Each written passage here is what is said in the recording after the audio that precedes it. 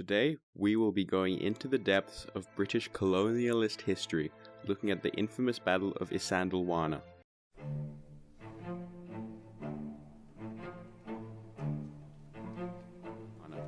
The battle is probably one of the most, if not the most, famous battles of the Anglo-Zulu War.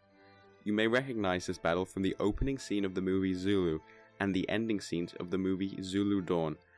But before we dive into the battle, we must first look at the whole Anglo-Zulu War and the historical context of the battle, as well as the events preceding it that led to the conflict. The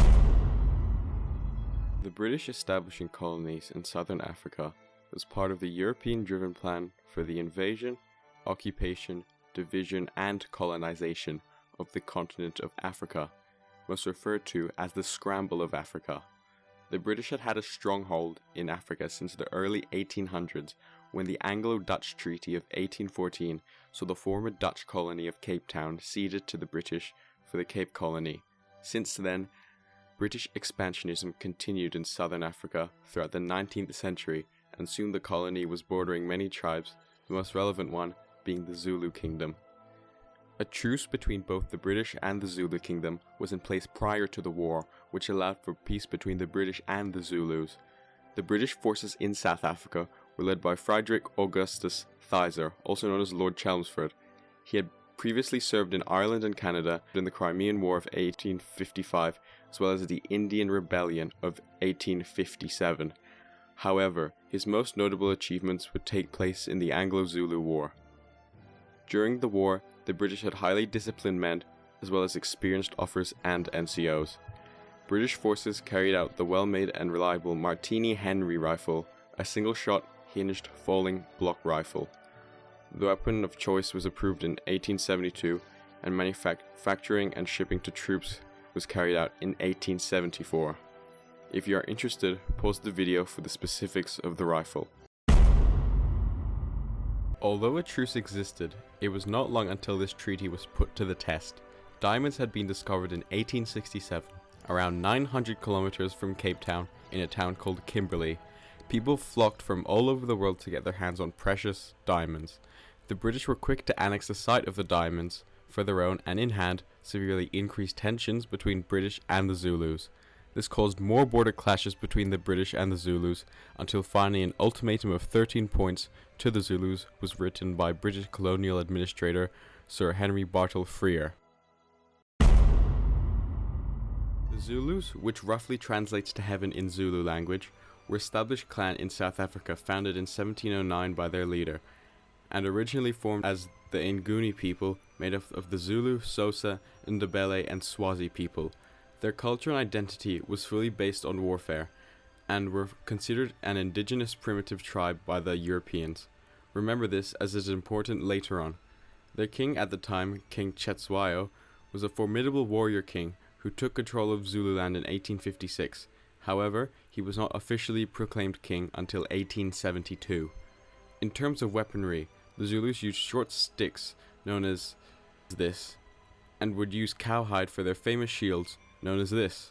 However, these were inferior to British weaponry, such as the Martini-Henry rifle that were used during the war.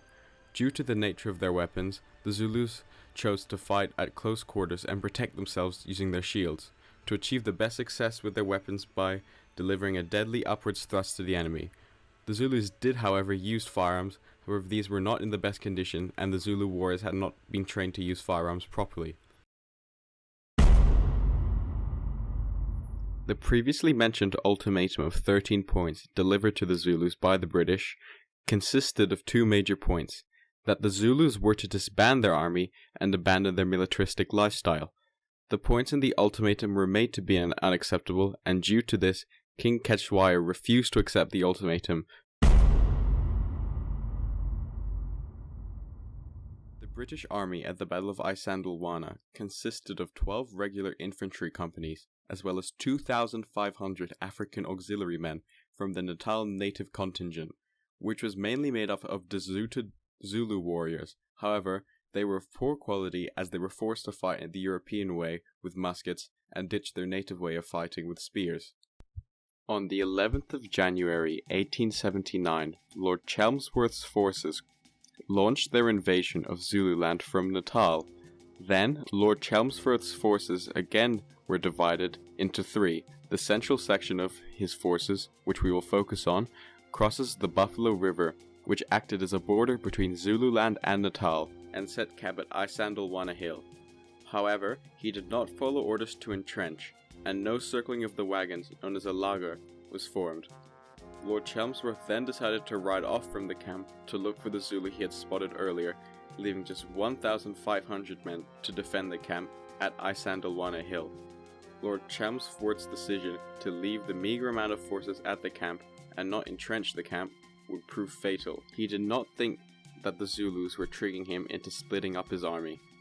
Lord Chelmsford had underestimated the might of the Zulu army, as previous battles with natives consisted of well-equipped European soldiers going out to beat the inferior enemy, who were poorly equipped and would put up somewhat of a fight, but eventually submit. However, the battle with the Zulus was going to be different. The Zulu diversion had worked, and in doing so, had maneuvered past Lord Chelmsford's forces, and had managed to set up camp near the British camp at Isandlwana Hill. Throughout the 22nd of January, the leader of the British camp at Isandlwana, Lieutenant Colonel Henry Pulane, had received reports of a large amount of Zulus. They had observed Zulus on the hills left of the British camp. As soon as the Zulus knew they had been discovered at around 11 AM, they leapt onto the offensive. The camp split up as the troops moved to the right flank of the Zulu warriors carrying artillery with them. The Zulus used the bullhorn technique shown on the screen now, as they tried to encircle the British position. More forces were set to counter the Zulu offensive head-on, but the right flank began to pull back troops to a dried-out watercourse, known as a donga, to establish a defensive line. Other troops among the battlefield also began to retreat and fall back closer to camp, about an hour after the right flank retreated into the watercourse. Then, the right flank started to pull back even closer to camp. However, this time, the Zulus were able to break the flank, exposing the camp to the Zulu warriors. All British troops were now forced to retreat back to camp, so as to avoid an encirclement by the Zulu warriors. However, this was done quickly by the British troops, as the obedience within the British troops were high. However, this was not the end of the story of the battle. The final stage of the battle occurred at around 3 PM. According to an account given by a Zulu warrior, the sun turned black in the middle of this battle. We could still see it over us, or should have thought that we'd been fighting till evening. Then, when we got into camp, there was a great deal of smoke and firing. Afterwards, the sun came out bright again. Calculations today have found that it was indeed a solar eclipse that had covered the battlefield. An examination of the bodies have found out that multiple last stands were made by the British forces in hand-to-hand combat with the Zulus. However, they were to no avail.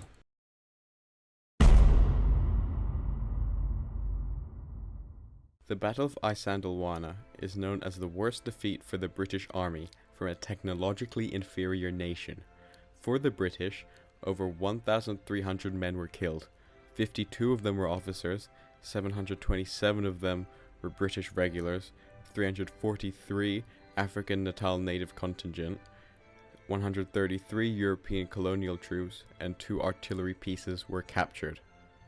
The number of Zulu casualties is not well known, as there was no official count made by the British or the Zulus. However, multiple modern reports suggest that the number of the casualties from the Zulus is around 1,000 to 2,000 dead, out of the 10 to 15,000 troops that engaged in the battle.